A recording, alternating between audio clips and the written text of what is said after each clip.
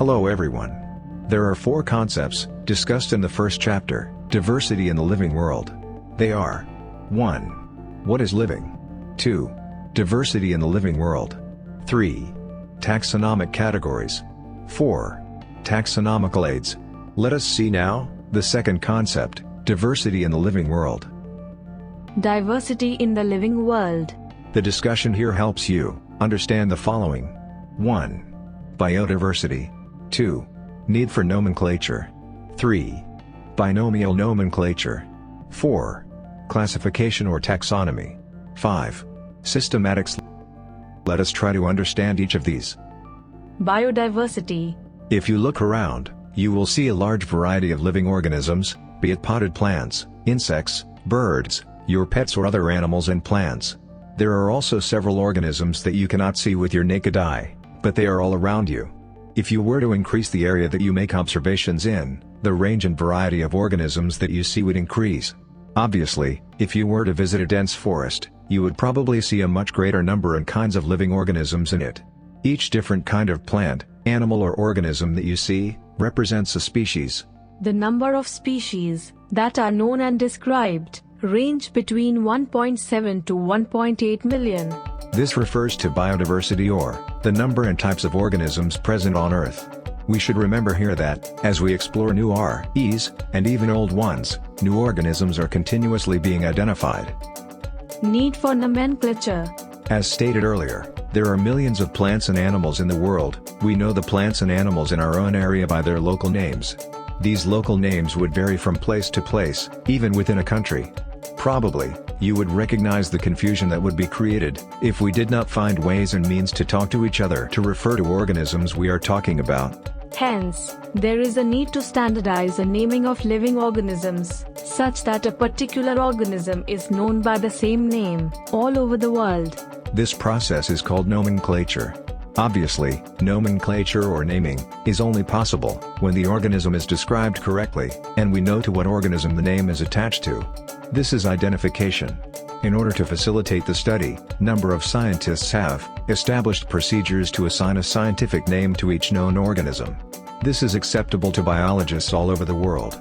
For plants, scientific names are based on agreed principles and criteria, which are provided in International Code for Botanical Nomenclature, ICBN.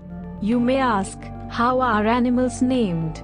Animal taxonomists have evolved International Code of Zoological Nomenclature, ICZN. The scientific names ensure that each organism has only one name. Description of any organism should enable the people in any part of the world to arrive at the same name.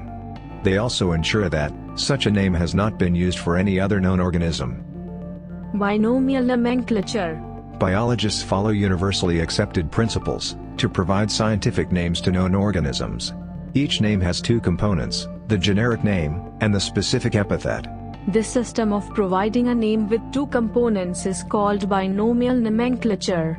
This naming system given by Carolus Linnaeus is being practiced by biologists all over the world. This naming system using a 2-word format was found convenient. Let us take the example of mango to understand the way of providing scientific names better. The scientific name of mango is written as Mangifera indica.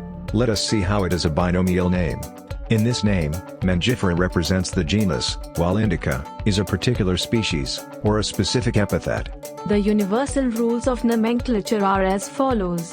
Biological names are generally in Latin, and written in italics.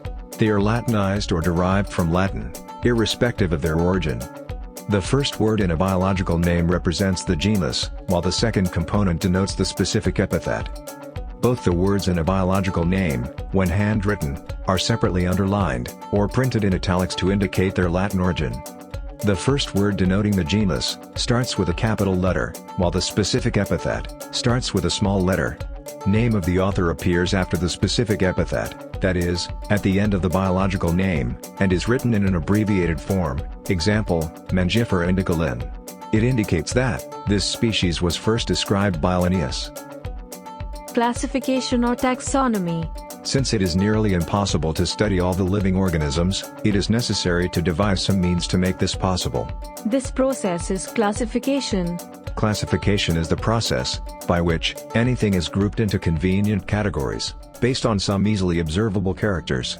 For example, we easily recognize groups such as plants or animals or dogs, cats or insects. The moment we use any of these terms, we associate certain characters with the organism in that group. What image do you see when you think of a dog? Obviously, each one of us will see dogs and not cats. Now, if we were to think of Alsatians, we know what we're talking about. Similarly, suppose we were to say mammals, you would, of course, think of animals with external ears and body hair. Likewise, in plants, if we try to talk of wheat, the picture in each of our minds will be of wheat plants, not of rice or any other plant. Hence, all these, dogs, cats, mammals, wheat, rice, plants, animals, are convenient categories we use to study organisms. The scientific term for these categories is taxa. Here you must recognize that taxa can indicate categories at very different levels.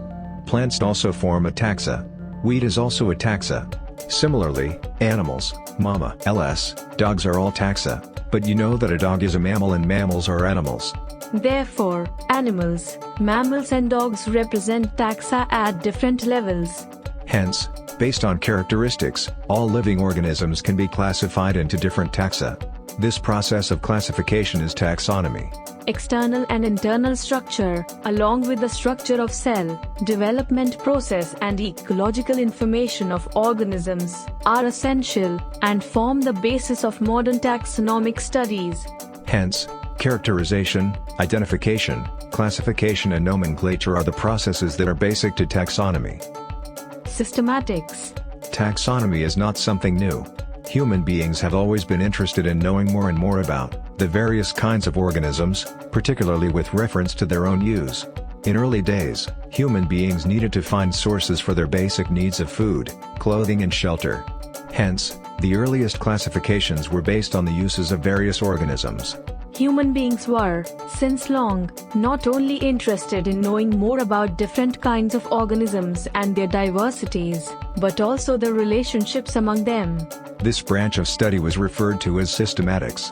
The word systematics is derived from the Latin word systema, which means systematic arrangement of organisms. Linnaeus used Systema Naturae as the title of his publication. The scope of systematics was later enlarged to include identification, nomenclature and classification. Systematics takes into account evolutionary relationships between organisms. We suggest you to subscribe the channel and also click on the bell icon to never miss any updates from our channel. Thanks for showing interest in Diksha NEET. Have a great day.